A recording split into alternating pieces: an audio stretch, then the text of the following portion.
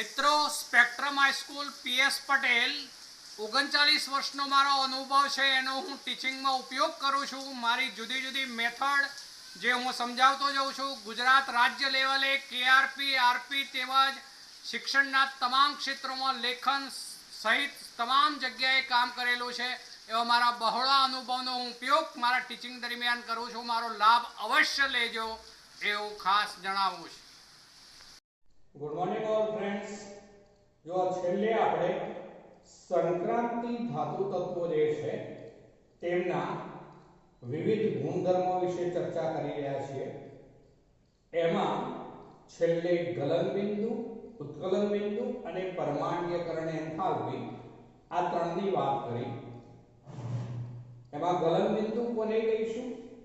તો જ્યારે ઘન પદાર્થ હોય એના કોઈ પણ બે પરમાણુ જે છે એમની વચ્ચેનું આંતર પરમાણુય બંધન જો મજબૂત હોય તો ઘન પદાર્થને પીગાળીને પ્રવાહી સ્વરૂપમાં રૂપાંતરિત કરવું હોય તો તે માટે વધુ ઊર્જા આપવી પડે, માટે ગલન બિંદુ ઊંચું કહેવાય.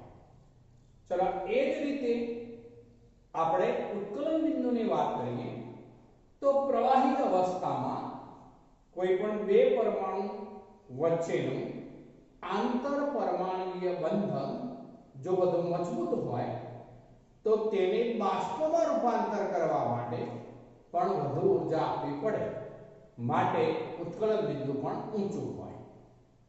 પરમાણ્વીયકરણ એન્થાલ્પીની વાત કરીએ તો બે પરમાણુઓ વચ્ચે જે આંતર પરમાણુય બંધન હોય એ મજબૂત હશે તો બે વચ્ચેનું બંધન તોડી બંને પરમાણુઓને મુક્ત કરવા, જુદા પાડવા માટે જરૂરી ઊર્જા એ કહેવાશે પરમાણ્વીયકરણ એન્થાલ્પી.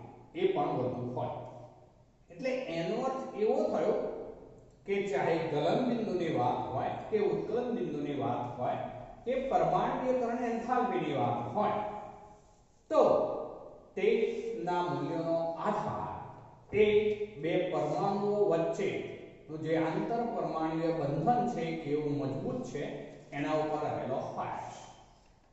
હવે સંક્રાંતિ તત્વોમાં ns કક્ષકના ઇલેક્ટ્રોન ઉપરાંત n-1d કક્ષકમાં જે ઇલેક્ટ્રોન હોય છે તે ઇલેક્ટ્રોન પણ આંતર પરમાણુય બંધનમાં સહભાગિતામાં ભાગ લે છે, જેને કારણે શરૂઆતમાં જેમ પરમાણુય ક્રમાંક વધતો જશે તેમ ડી કક્ષકમાં અયુગ્મિત ઇલેક્ટ્રોનની સંખ્યા વધતી જશે, તેમ આંતર પરમાણુય બંધનમાં ભાગ લેતા ઇલેક્ટ્રોનની સંખ્યા વધતા તે આંતર પરમાણુય બંધન વધુ મજબૂત બને.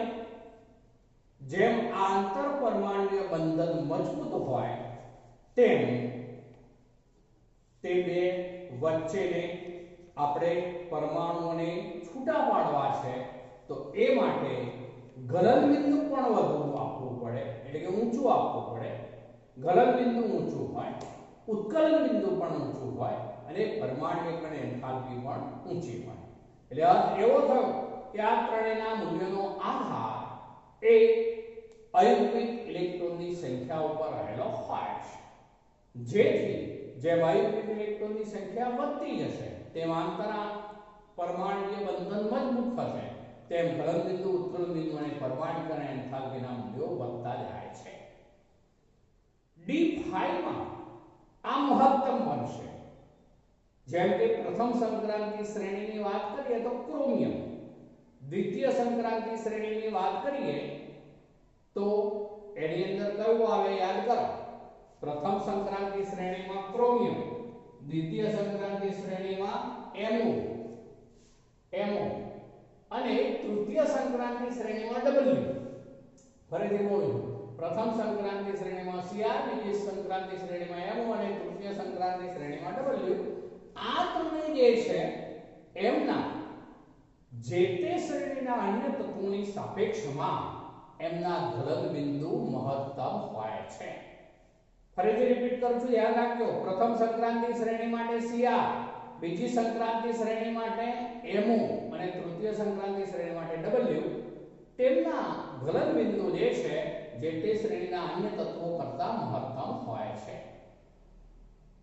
પણ અપવાદરૂપ કહીએ, આમ તો D5 માં મહત્તમ અયુગ્મિક ઇલેક્ટ્રોન હોય એટલે ગલનબિંદુ પણ મહત્તમ હોય, પણ એમાં અપવાદરૂપ કહું છું તો પ્રથમ શ્રેણીમાં Mn છે અપવાદરૂપ છે, બીજી શ્રેણીમાં Tc છે એ અપવાદરૂપ છે.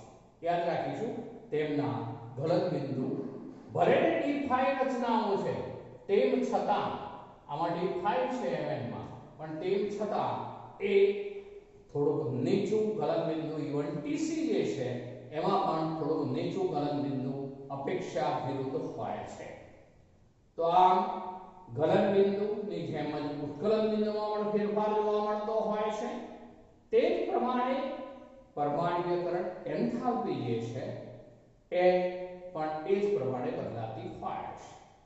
જેમ આનો અર્થ એવો થયો કે પ્રથમ સંક્રાંતિ શ્રેણી જે છે એના કોઈ એક સમૂહના તત્વોની વાત કરીએ, દાખલા તરીકે ક્રોમિયમ, તો એના કરતા બીજી સંક્રાંતિ શ્રેણીનું તે જ સમૂહનું તત્વ MO તેનું ગલનબિંદુ ઊંચું છે, તેના કરતા તૃતીય સંક્રાંતિ શ્રેણીનું તે જ સમૂહનું તત્વ W તેનું ગલનબિંદુ વધારે ઊંચું છે. આમ એક જ સમૂહના પણ શ્રેણી પ્રથમ કરતા દ્વિતીય, દ્વિતીય કરતા તૃતીય એના ગલનબિંદુ ઊંચા હોય છે.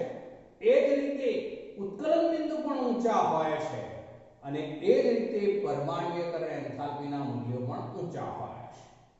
પરમાણ્વીયકરણ એન્થાલ્પીના મૂલ્યો જે છે એ વિદ્યુત ધ્રુવ પોટેન્શિયલના માપન દ્વારા નક્કી થઈ શકતા હોય છે.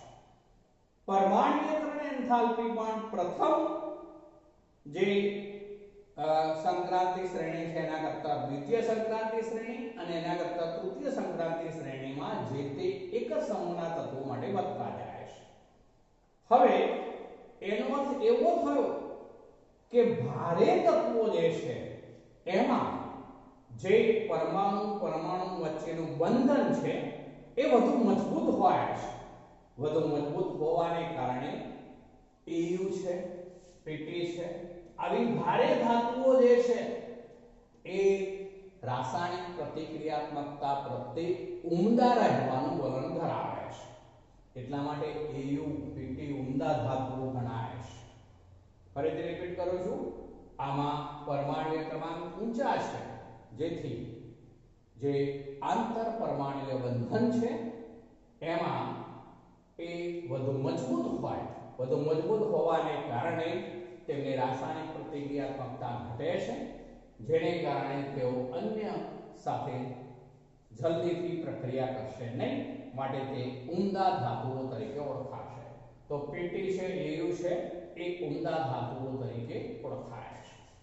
ચલો હવે આપણે બુક્સમાં આની પર આધારિત બે કોયડા છે, એક છે કોયડો 8.2 એના ઉપર આવું છું. પહેલા એમાં એવું છે, સંક્રાંતિ તત્વો શા માટે ઊંચી પરમાણ્વીયકરણ એન્થાલ્પી દર્શાવે છે. ફરીથી બોલું છું, સંક્રાંતિ તત્વો શા માટે ઊંચી પરમાણ્વીયકરણ એન્થાલ્પી ધરાવે છે.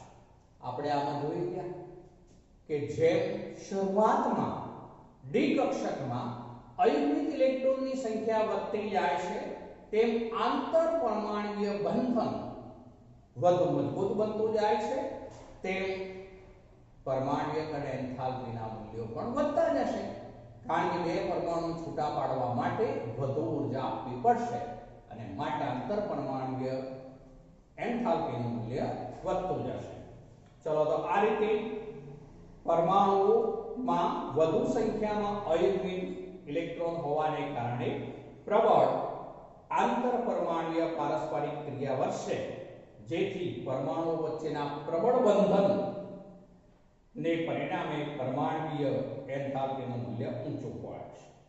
બીજો એક લખાણ સંબંધિત પ્રશ્ન છે મિત્રો કે SC પ્રથમ શ્રેણીની વાત છે, Z બરાબર 21, Z બરાબર 21 થી Zn Z બરાબર 30, Zn Z બરાબર 30 શ્રેણીમાં ઝિંકની પરમાણ્વીયકરણ એન્થાલ્પીનું મૂલ્ય સૌથી નીચું એટલે 126 કિલો જૂલ મોલ ઇન્વર્સ હોય. હવે આપણે અહીંથી અહીંયા આવીએ એની ચર્ચાના અનુસંધાનમાં છે Zn ની પરમાણ્વીયકરણ એન્થાલ્પી સૌથી ઓછી છે. ચલો પરમાણ્વીયકરણ એન્થાલ્પીનો આધાર શાના ઉપર રહેલો છે? તો આંતર પરમાણ્વીય બંધન ઉપર. પણ આંતર પરમાણ્વીય બંધનનો આધાર શાના ઉપર રહેલો છે? તો અયુગ્મિક ઇલેક્ટ્રોનની સંખ્યા ઉપર. હવે જુઓ આ ઇલેક્ટ્રોન રચના લખેલી છે, તમને ખ્યાલ આવી જશે. સ્કેન્ડિયમ એમાં ડી કક્ષકમાં એક અયુગ્મિક ઇલેક્ટ્રોન, ટિટેનિયમમાં 2, વેલેડિયમમાં 3. ચલો પછી ક્રોમિયમમાં 5 થયા, Mn માં 5 છે. ચલો તો જેમ આપણે ડી કક્ષકમાં અયુગ્મિક ઇલેક્ટ્રોનની સંખ્યા વધશે તેમ આંતર પરમાણ્વીય બંધનમાં ભાગ લેતા ઇલેક્ટ્રોનની સંખ્યા વધે, આંતર પરમાણ્વીય બંધન વધુ મજબૂત બનતું જાય. D5 માં મહત્તમ, માટે પરમાણ્વીયકરણ એન્થાલ્પીનું મૂલ્ય પણ જે છે એ મધ્યમાં મહત્તમ હોય છે. ત્યારબાદ જે પરમાણ્વીય ક્રમાંક વધતો જશે તેમ ડી કક્ષકમાં ઇલેક્ટ્રોન શું થતા જવાના? યુગ્મિત થતા જવાના, જેને કારણે આંતર પરમાણ્વીય બંધનમાં ભાગ લેતા ઇલેક્ટ્રોનની સંખ્યા ઘટતી જવાની. ડી Zn 30 માં 3d10 છે, બધા જ ઇલેક્ટ્રોન યુગ્મિત થઈ ગયા, માટે જે પરમાણ્વીય બંધન હોય, આંતર પરમાણ્વીય બંધન હોય, એમાં ઇલેક્ટ્રોન સહભાગી થતા નથી, જેને કારણે તેનું પરમાણુ વચ્ચેનું આંતર પરમાણ્વીય બંધન નબળું હોય છે, જેને કારણે Zn ની પરમાણ્વીયકરણ એન્થાલ્પી સૌથી ઓછી, અને એ પણ કેટલી છે? 126 કિલો જૂલ મોલ ઇન્વર્સ હોય છે. તો આ લખાણ સંબંધિત પ્રશ્નની પણ મેં ચર્ચા પહેલા કરી દીધી. ચલો હવે આપણે નવા એક મુદ્દા ઉપર આવીએ. સંક્રાંતિ ધાતુઓના પરમાણ્વીય અને આયનીય કદમાં ફેરફાર. સંક્રાંતિ તત્વોના પરમાણ્વીય અને આયનીય કદમાં ફેરફાર. ચલો હવે સંક્રાંતિ તત્વો જે છે એની ઇલેક્ટ્રોન રચના આપણે કોઈ એક શ્રેણી માટેની વાત પહેલા કરીશું. ચલો માને આ શ્રેણી છે, આ શ્રેણીમાં જે આયન લઈએ છે એક સમાન વીજભાર ધરાવતા હોય એવા આયનો હોય, એમની આયનીય ત્રિજ્યાની વાત કરીએ પહેલા. તો જેમ પરમાણ્વીય ક્રમાંક વધતો જાય છે તેમ આયનીય ત્રિજ્યા ઘટતી જાય છે.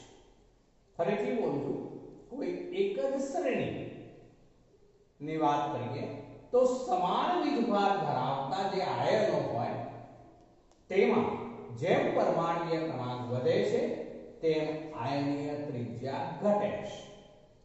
હવે એવું થવાનું કારણ શું છે? તો સંક્રાંતિ તત્વોમાં જેમ પરમાણ્વીય ક્રમાંક વધતો જાય તેમ કેન્દ્રમાં પ્રોટોનની સંખ્યા જે છે વધતી જશે, જ્યારે સામે નવા આવતા ઇલેક્ટ્રોન સંયોજકતા કોષને બદલે અંદર રહેલી n-1 ડી કક્ષકમાં ઉમેરાતા જાય છે. હું હવે દરેક શ્રેણી માટે વાત કરું તો એમ કહેવાશે કે જેમ પરમાણ્વીય ક્રમાંક વધતો જાય છે તેમ કેન્દ્રમાં પ્રોટોનની સંખ્યા વધે છે, પરંતુ નવા આવતા ઇલેક્ટ્રોન ns ક્રમની કક્ષકને બદલે તેની અંદરની n-1 ડી કક્ષકમાં ઉમેરાતા જાય છે. ડી કક્ષકમાં ઇલેક્ટ્રોનનું શિલ્ડિંગ અસર નબળું હોય છે, જેને કારણે જે ઇલેક્ટ્રોન છે એ વધતા કેન્દ્રીય વીજભારને સંતુલિત કરી શકતો નથી, જેથી કેન્દ્રીય વીજભાર વધુ પ્રભાવશાળી બને છે.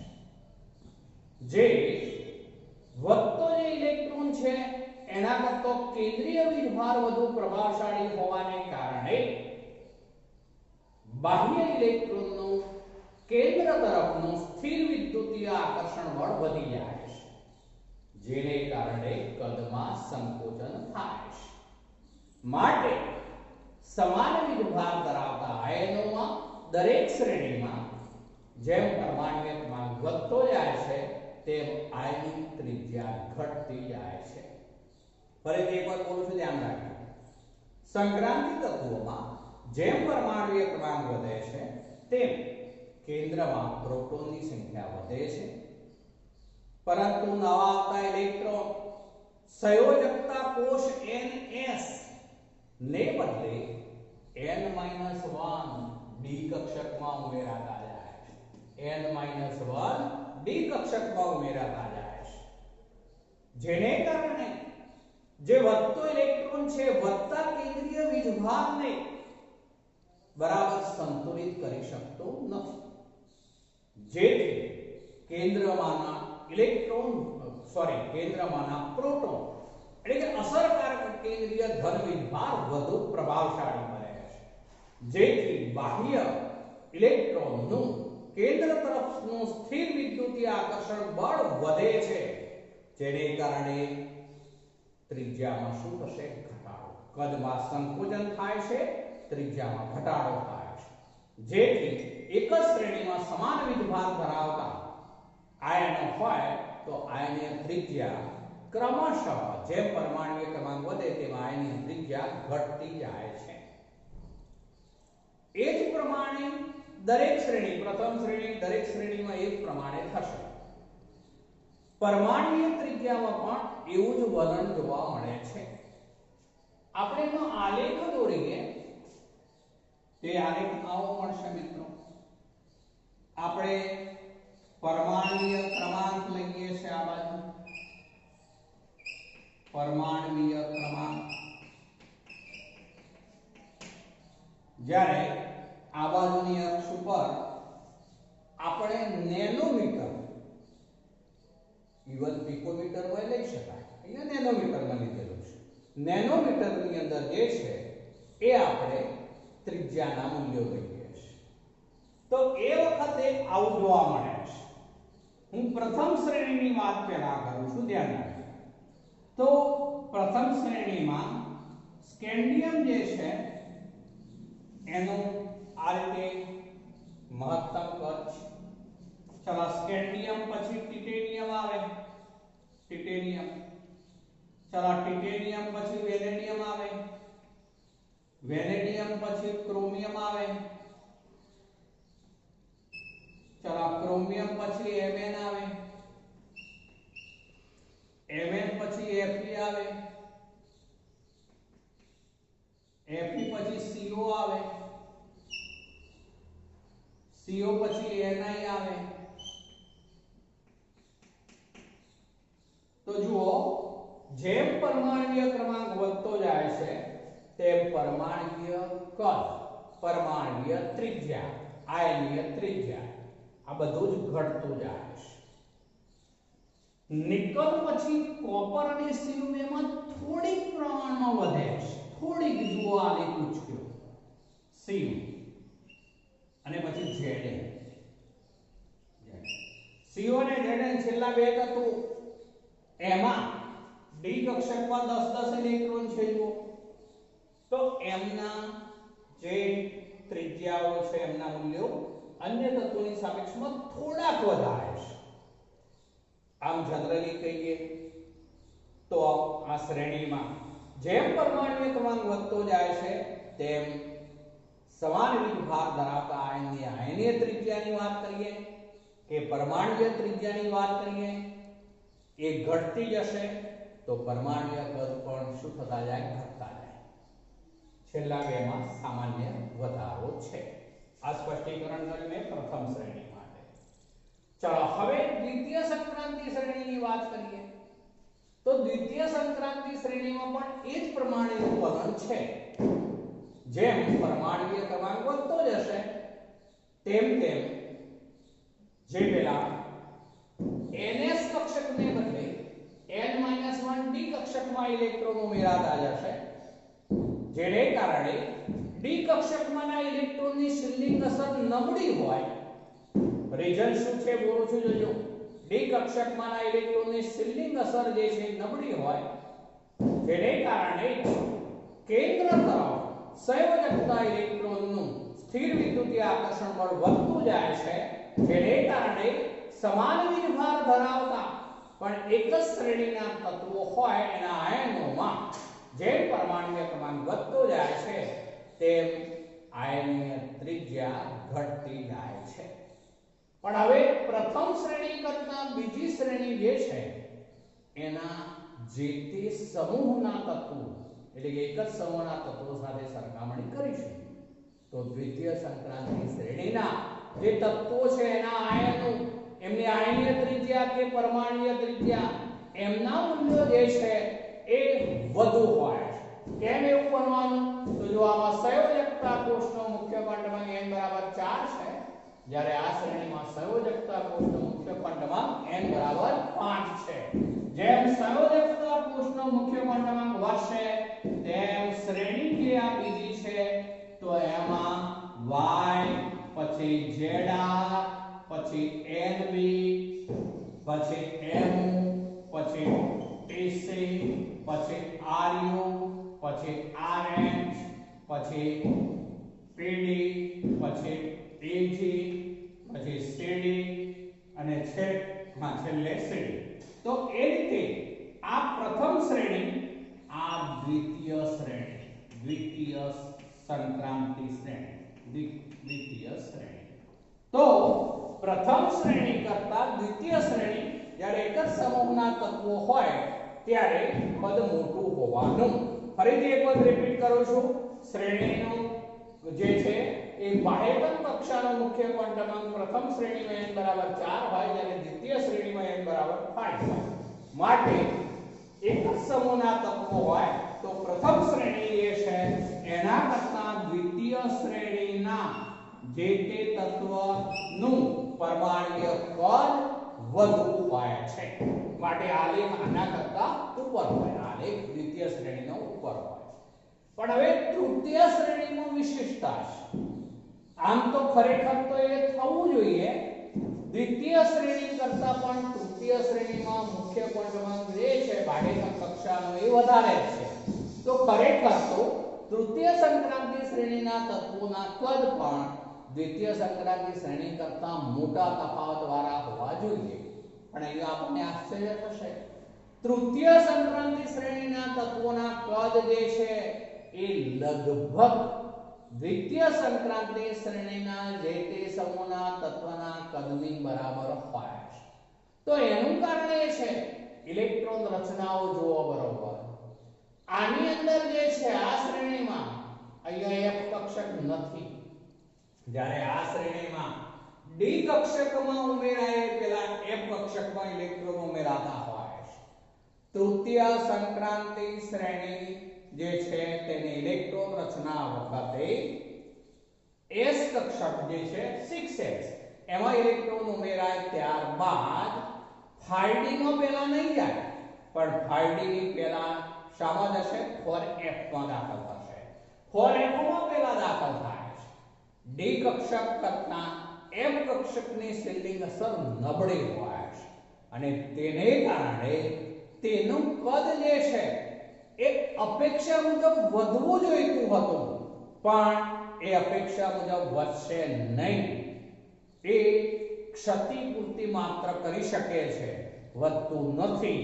જેને કારણે દ્વિતીય સંક્રાંતિ શ્રેણી અને તૃતીય સંક્રાંતિ શ્રેણી લઈએ તો એમાં La, HF, Ta, W, Ra, OS, ચલો પછી IR, PU, PT, AU અને HG.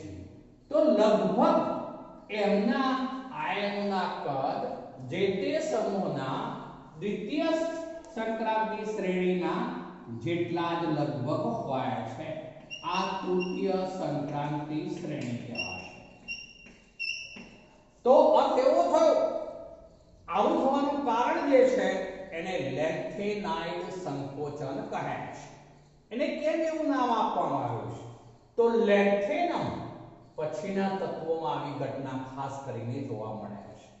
લેન્થેનમ પછીના જે તત્વો છે એમાં F કક્ષક ઉમેરાય છે, ફોરેન કક્ષક ઉમેરાય છે, જેથી 5d માં ઇલેક્ટ્રોન દાખલ થતા પહેલા ફોરેનમાં દાખલ થશે અને તેને કારણે જ જે ખરેખર તો ડી કક્ષકની શિલ્ડિંગ અસર હોય એના કરતા F કક્ષકની શિલ્ડિંગ અસર નબળી હોવાને કારણે ભલે સંયોજકતા કોષનો મુખ્ય ક્વોન્ટમ વધતો હોવા છતાં પણ ખરેખર તો અપેક્ષિત મૂલ્ય કદ વધવું જોઈતું હતું, ત્રિજ્યા વધવી જોઈતી હતી, ચાહે પરમાણુય ત્રિજ્યા હોય કે આયનિક ત્રિજ્યા, પણ અપેક્ષિત મૂલ્ય જેટલો એ વધારો થતો નથી, તેને બદલે લગભગ સરખા મૂલ્યો હોય છે. દાખલા તરીકે આ બે તત્વોની સરખામણી કરીએ આપણે. દ્વિતીય સંક્રાંતિ શ્રેણીનું Zr, દ્વિતીય સંક્રાંતિ શ્રેણીનું Zr એવું કહું છું, જોજો Zr. તો એની જે પરમાણુય ત્રિજ્યા છે એ 160 પિકોમીટર, 160 પિકોમીટર.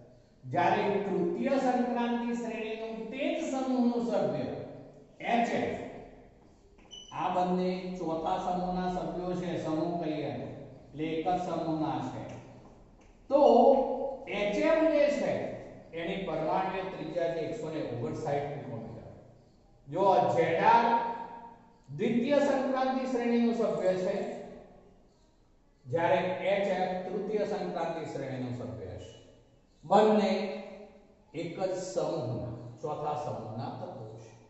તો એના જે પરમાણુય ત્રિજ્યાના મૂલ્યો છે, Zr 160 પિકોમીટર, HF 159 પિકોમીટર, લગભગ બે સરખા છે. તો આમ એક જ સમૂહના તત્વોમાં દ્વિતીય સંક્રાંતિ શ્રેણી અને તૃતીય સંક્રાંતિ શ્રેણીના તત્વોના કદ, પરમાણુય ત્રિજ્યા, આયનિક ત્રિજ્યા, પરમાણુય કદ લગભગ સમાન હોય છે.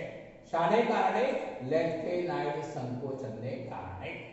લેન્થેનાઇડ સંકોચનનો અર્થ એવો થશે કે લેન્થેનમ પછીના તત્વોમાં સંયોજકતા કોષ જે છે 6s છે, ત્યારબાદ ઇલેક્ટ્રોન જે વધતા જાય છે એ પહેલા 5d માં ઉમેરવાને બદલે 4f માં ઉમેરાય છે, જેને કારણે શિલ્ડિંગ અસરમાં ફેરફાર થાય છે, જેને કારણે કેન્દ્રીય વીજભાર જે છે એની સામે જે ઇલેક્ટ્રોન છે એનું સ્થિર વિદ્યુતીય આકર્ષણ બળ જે છે એ ભલેને મુખ્ય ક્વોન્ટમ અંક n વધતો હોવા છતાં જે કદમાં અપેક્ષિત મૂલ્ય મુજબ વધારો થવો જોઈએ એને માત્ર તે ક્ષતિપૂર્તિ કરી શકે છે, પણ બહુ વધારો થતો જોવા મળતો નથી, જેથી લગભગ તેમના પરમાણુય ત્રિજ્યાના મૂલ્યો સમાન રહે છે. Zr દ્વિતીય સંક્રાંતિ શ્રેણી 160 પિકોમીટર, HF તૃતીય સંક્રાંતિ શ્રેણી તે જ સમૂહનું સભ્ય છે 159 પિકોમીટર, લગભગ બંનેના પરમાણુય ત્રિજ્યા સરખી, આયનીય ત્રિજ્યા પણ સરખી, પરમાણુય કદ પણ સરખા હોય છે, જેને કારણે આ સંક્રાંતિ તત્વોમાં જે સમાન સમૂહના તત્વો હોય તો તેમના ભૌતિક તેમજ રાસાયણિક ગુણધર્મોમાં વધુ સામ્યતા હોય છે. તેમના ભૌતિક તેમજ રાસાયણિક ગુણધર્મોમાં વધુ સામ્યતા હોય છે. તો આમાં વધુ સામ્યતા હોવાનું કારણ તેમના પરમાણુય કદ લગભગ સમાન છે, કયા? દ્વિતીય અને તૃતીય સંક્રાંતિ શ્રેણીના. તો એ વધુ સામ્યતા ધરાવતા હોય છે. અન્ય સામાન્ય સમૂહોમાં જે સરખામણી કરીએ આપણે તે ગુણધર્મોમાં એની સાપેક્ષમાં આ દ્વિતીય અને તૃતીય સંક્રાંતિ શ્રેણીના જે તત્વો છે એમાં એક જ સમૂહના તત્વો હોય ત્યારે વધુ સામ્યતા જોવા મળશે. તો આ લેન્થેનાઇડ સંકોચન જે છે એ અગત્યનો મુદ્દો છે, અહીંયા ધ્યાન રાખીશું. લેન્થેનાઇડ સંકોચન માટે જવાબદાર પરિબળ લગભગ જે છે એ સામાન્ય સંક્રાંતિ શ્રેણીમાં જોવા મળશે. સમાન જૂથમાં અનેક ઇલેક્ટ્રોન બીજા અન્ય ઇલેક્ટ્રોન જે હોય એના પર અપૂર્ણ શિલ્ડિંગ અસર કરે છે.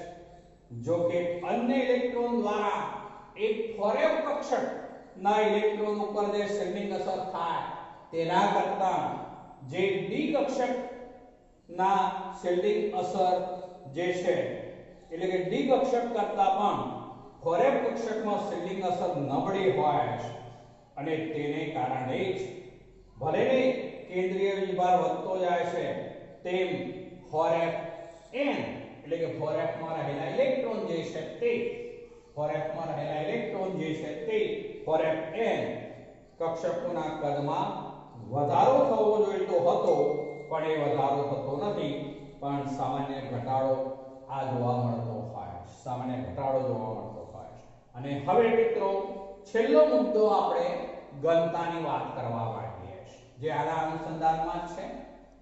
ઘનતા બરાબર થાય દળ ભાગ્યા કદ. જેમ પરમાણ્વીય ક્રમાંક વધશે સામે પરમાણ્વીય દળ વધુ પ્રમાણમાં વધવાનું. જ્યારે કદની વાત કરીએ તો કોઈ પણ શ્રેણીમાં જેમ પરમાણ્વીય ક્રમાંક વધે છે કદમાં તો ઘટાડો થાય છે. કદમાં ઘટાડો થાય ઘનતા બરાબર દળ ભાગ્યા કદ હોય તો ઘનતામાં શું થતું જવાનું તો ઘટાડો થતો જવાનો. તો આ ઘનતામાં થોડા પ્રમાણમાં વધારો જોવા મળે છે એમ આપણે કહી શકીશું. જો કે આ પ્રથમ અને દ્વિતીય સંક્રાંતિ શ્રેણીના તત્વોની વાત કરીએ. પ્રથમ સંક્રાંતિ શ્રેણીમાં Zn થી શરૂ કરી પ્રથમ સંક્રાંતિ શ્રેણીમાં ટિટેનિયમ થી શરૂ કરીને ટાઇટેનિયમ થી શરૂ કરીને Cu સુધીના તત્વોમાં જો જોઈએ તો એમની ઘનતામાં અર્ધસૂચક વધારો જોવા મળે છે. વધારો છે એ વધુ પ્રમાણમાં છે એને આપણે અવગણી શકીએ નહીં માટે શબ્દ એવો વપરાય અર્ધસૂચક વધારો જોવા મળે છે. પ્રથમ સંક્રાંતિ શ્રેણીમાં ટાઇટેનિયમ થી કોપર Z બરાબર 29 પેલું ટાઇટેનિયમ લીધું એટલે Z બરાબર 22 થી Cu Z બરાબર 29 સુધીના જે તત્વો છે એમાં એ શું થતું જાય છે તો આપણે ઘનતામાં થોડા પ્રમાણમાં પણ વધારો જોવા મળે છે પણ એ અર્ધસૂચક હોય છે એને અવગણી શકીશું નહીં. તો મિત્રો આ લેન્થેનાઇટ સંકોચનની બાબત અહીંયા અગત્યની છે. ચલો આજે આટલે સુધી રાખીએ.